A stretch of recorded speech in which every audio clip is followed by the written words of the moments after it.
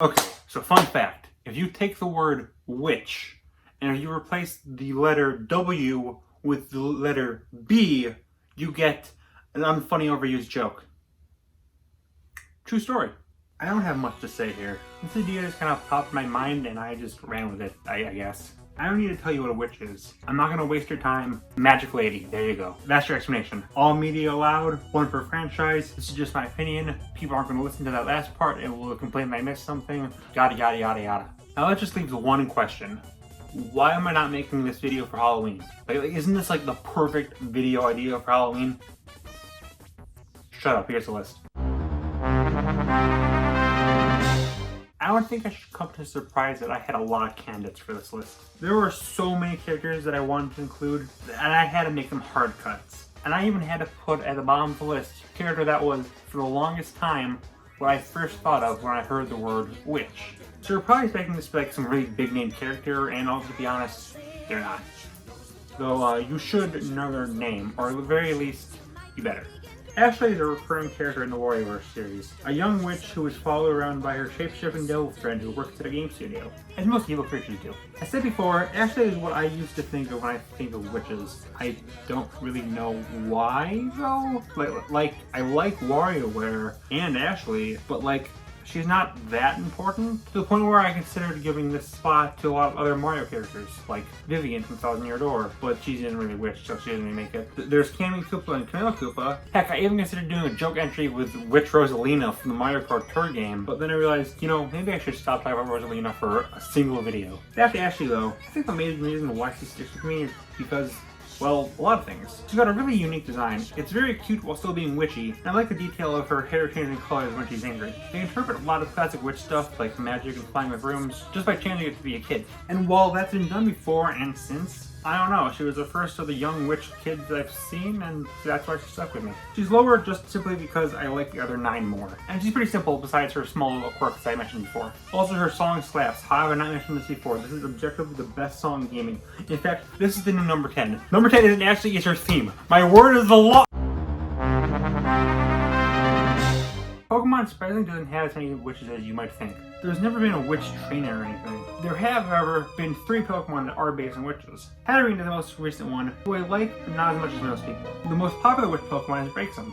I absolutely despise Braixen. So that just leaves Mismagius. So, do I really like her more than the other 2 to put her above them? I'm a filthy Gen 4 fanboy, what are you expecting? Mismagius is a Generation 4 Pokemon, who evolves from the Generation 2 Pokemon Mischievous. It's just heckin' cute, man, okay? I don't know where a dead witch thing gets a hat, but dang, that's a nice hat. My love of Mismagius mostly comes from the anime, where in one episode, Mismagius meets the main crew and basically goes all good place in their butts and gives them all alternate universes where everything is seemingly what they wanted. Like Ash getting all the badges, Don getting all the ribbons, Brock continuing to be the world's biggest simp. They turn it down because of morals or whatever, but not before Mismagius turns into a Rayquaza, because witches are cool, but dragons are objectively superior. Just make a dragon witch, that'd be number 1 instantly. Probably the most well-known version of the witch is the archetype of the Wicked Witch. But these witches are green and ugly and... Why is in-between music still playing? Oh, her. Alright, Grunty is the main villain of Banjo-Kazooie, and she's just a delight. The game has undertones of being this whimsical fairy tale, and I really embrace it with her. Grunty's main goal is just to become beautiful. She does this by kidnapping Banjo's sister and sucking out her cuteness with this giant machine. Very relatable goal. How do you think I became so attractive? Too bad she's absolutely disgusting. Her sister goes on about her gross habits. I mean, it's gross, but she is an evil witch after all. We all know that evil people don't take showers. The biggest and best thing about Grunty is her rhyming. Every single sentence she says is a rhyme. Mostly some snarky jab at Banjo and friends. It's really what sets her apart. Her design is pretty generic, so she spits fire that even the sun can't handle in a way that sets her apart. Something as simple as rhyming, plus her arrogant personality, really elevates her from just being a generic witch. So of course in Banjo-Tooie they remove her rhyming and just make her a generic witch. I have no idea who thought this up. There were some good additions in Tooie, like making her a skeleton, but why take such a great character and neuter her so much? It's like if Porky didn't stutter. It's just not the same. It returned to nuts and bolts, but the damage is done, and that's why she's lower. That, and also that her series is deader than she was in Tooie. Good news, guys! I finally get to talk about a character from Marvel that I talk about more than just their MCU version. Granted, I only know her because of the MCU, but you know, baby steps. It seems like every 2 weeks on Twitter there's this post challenging everyone to name someone who goes through more trauma than a certain character. The responses are usually 3 different characters. Guts from Berserk, which I haven't seen, but from what I've heard, yeah. Dr. Doofenshmirtz, who unironically deserves that title, and Wanda, the Scarlet Witch. Considering that both her parents died, she was forced to painful experiments, which happened with her brother next to a bomb for who knows how long. Her brother dies, she kills her love, she watches said love get revived only for her to die immediately after, and has an entire mini-series about her definitely needing therapy. Yeah, she's a good pick. Wanda is known as one of the strongest characters in Marvel, and that's well deserved. She's constantly able to match heavy hitters, and in the comics she was able to completely erase the Phoenix Force from existence. Also in the comics she's Magneto's daughter, but obviously film rights are stupid, so this isn't an MCU. What is WandaVision, and I love this show. It took Wanda from a character I didn't really think much about to one of my absolute favorites in the entire series. The first 8 episodes of this show are basically perfect. It's a great mix of being silly, but also hitting hard emotionally. The final episode also exists. Kinda sad they tripped the finish line, but hopefully from now on they'll bring this Wanda for the rest of the films. Oh yeah, and also in this series Wanda has kids. They of course have superpowers. Wiccan gains the power magic that Wanda has, and the other one gets Vision's powers. Or you get super speed, like Quicksilver, Wanda's brother. Oh, I'm sure that's just a coincidence and there's nothing weird going on. Marvel, what the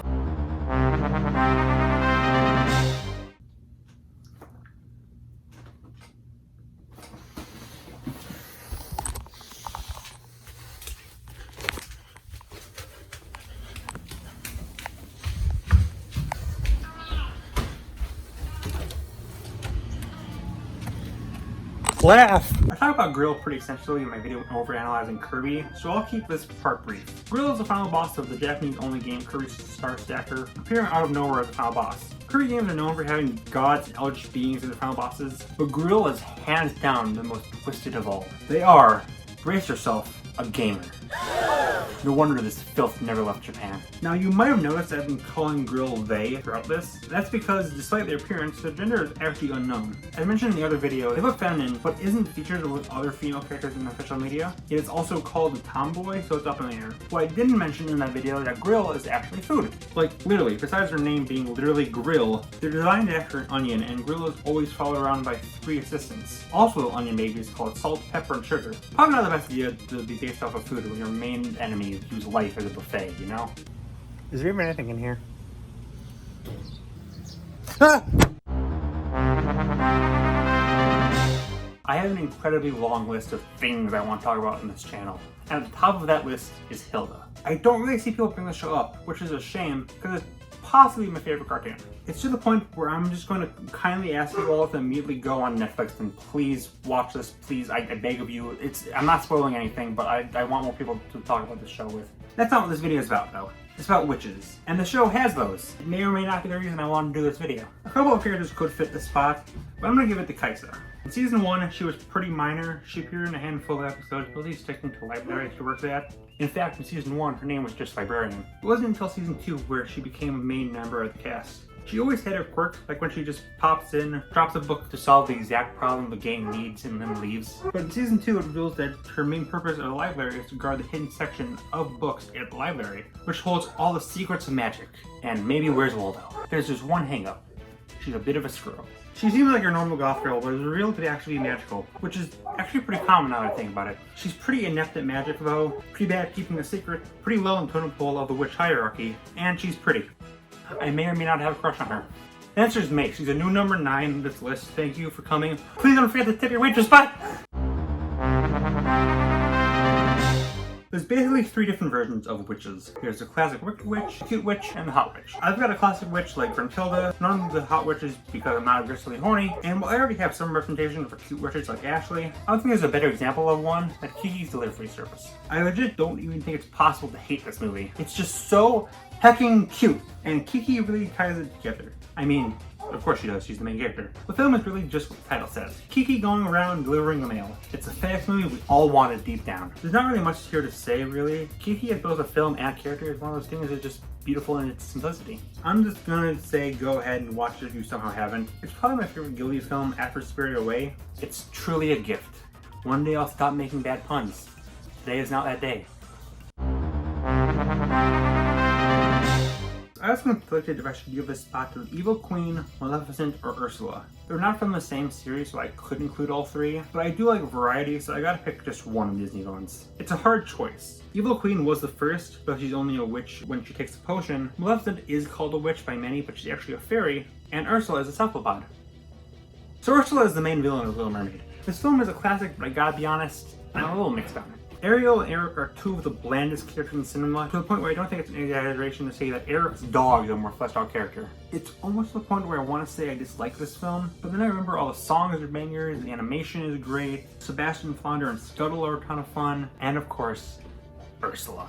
Legit one of Disney's best villains. Being a great Disney villain isn't about being the most evil or even the most successful, it's about presence. Just being the biggest ham you can. And Ursula is quite literally chewing the hand-drawn scenery in every frame she gets. It's one of the times where you want to root for the villain, not because they're right, but because they're just so fun. She is, however, a legit threat. Not only has she successfully made deals with countless people, every one of these deals ending badly for her clients, but she also, for a very brief period of time, won. She got the trident and became the ruler of the ocean. Eventually, though, and by eventually I mean 5 minutes, she falls to the one weakness the ruler of the ocean has. Literally just a normal boat. Even Poseidon cowers in fear of Little Two.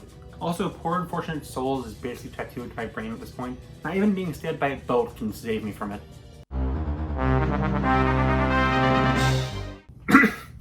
Ducks. You know, when you really think about it, the DuckTales reboot is really freaking weird. I don't mean that in it's a cartoon so it breaks a lot of physics way. I just mean like, compared to the original series. It seems like everything is taken to the extreme, though it never feels like too much. Measure of Dispel is probably the best example of this. In the original, she's your normal cackling witch, pretty simple. In the reboot, where do I even begin? In the original, she was a pretty inept witch. This Magica just casually takes over an entire town the second she becomes not a shadow. She also has a niece in this version. Like 99% of moms in fiction, she's awful. Every writer has mommy issues. Even when she was just a shadow, proves herself as a threat. Constantly manipulating Lena, even when she was just Mr. Game Watch. Until she just breaks out and just dabs in everyone. She of course gets defeated, and she has to suffer a fate even worse than death. Working at a Chuck E. Cheese! After this, she makes a logical call. Declaring war on all children with birthdays. Thank God, I'm safe. She does, however, help Lena learn some magic. Though of course it was only to further her own goals. Even magicless, Magica proved to be a powerful witch. In season 3 she doesn't appear that much, but we do learn her backstory. She apparently had a brother, Poe, and they were very good rulers. Scrooge eventually comes in and declares that it is now Scrooge time, and he reflects a spell that ends up turning Poe into a raven. Because we are physically capable of having a raven in literally anything unless we reference Edgar Allan Poe. Everything about Magica was taken to extreme in the reboot. From her abilities, to her backstory, to even her schemes. And for that, she just barely misses out on the top spot. Before we get to who beats her, honorable mentions. Any witch from Harry Potter. I don't know who to pick here, so my indecisiveness led me to no one being on here. The Wicked Witch from Wizard of Oz. Hands down the most iconic witch, and one of the first films I ever remember seeing. But I simply like the other ones on here more. Witches from Madoka. Absolutely terrifying and extremely visually interesting, but they're very much witches in name only. Sarah Ravencroft. I don't know, man, this film's always stuck with me, I guess. Only reason she's on here. The Sandersons from Hocus Pocus. As I said in top 50 villain songs, I don't care about this movie at all. I'm still struggling to remember their names. Winfred. Sarah. Theodore? Witch Hazel. Another kind of generically designed witch, but like everything in Looney Tunes, she's just a lot of fun to watch. And I'm not the biggest fan of her Looney Tunes show though. Charmcaster from Ben 10. I asked on Discord server I'm in for suggestions, and while I did get a lot of Wandas and Wicked Witches, Charmcaster was surprisingly the most highly requested one. I feel like I would be doing this service if I didn't bring her up. Finally, please don't hate me, Bayonetta. Put it simply, I've never played a Bayonetta game. Honestly, I don't know much about her besides for things that I've learned out of hand, stuff I found researching for other videos, and generally just horny speak. I am the least horny person on earth, so all I can really say about her is that she's the most disappointing Smash reveal this side of Byleth. Maybe my opinion will change if I ever play her game, but as of now, she's here. It's number 1 time, sweetie.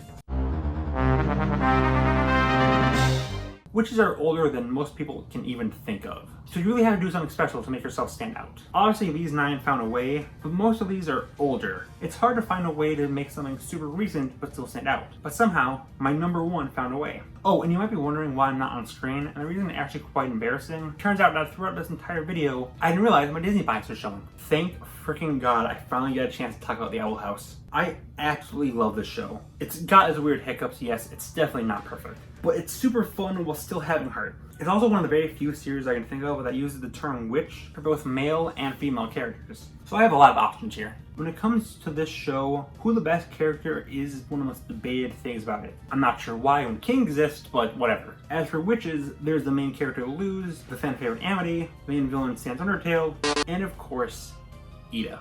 Ida is basically a gender swapped Grunkle stan. That isn't a bad thing. I mean, any form of the Chad Grunkle stan is acceptable. Ida is self-proclaimed as the best witch of the Boiling Isles, and honestly, I agree. Not necessarily from a character perspective, but from a witch's perspective. She is, in my opinion, the perfect combination of every single witch trope, while also being her own thing. She's got all the things you'd expect from a classic witch: magic, a secret lair, flying broom, a pet, but she's super visually distinct, unlike, say, Gruntilda or Hazel, where they look exactly like the Wicked Witch. Ida sets herself apart. Speaking of looks, she also has a bit of the whole hot witch thing going on, at least according to Luce and the entirety of the internet. I don't really see it, but I'm the guy whose waifu list includes a fish, a half squid, Amos Pyromaniac, and literally Cthulhu, so I'm probably not the best judge of this. This isn't even everything about her, like her relationship with her sister, or the curse that turns her into an owl creature, but that kind of drags into spoilers, so I want to avoid that. Even with this show being pretty new, at the time I record this, season 2 is only like 6 episodes in, I already fell in love with both it and this character, and I have no qualms with awarding her the best witch in all of fiction. Also, she's hilarious. And there we go. There are my top 10 witches in fiction. If you have any of your favorites, leave them in the comments. And I actually learned some magic on myself, so I'm gonna try that out before we leave. Okay. Shia Kazing!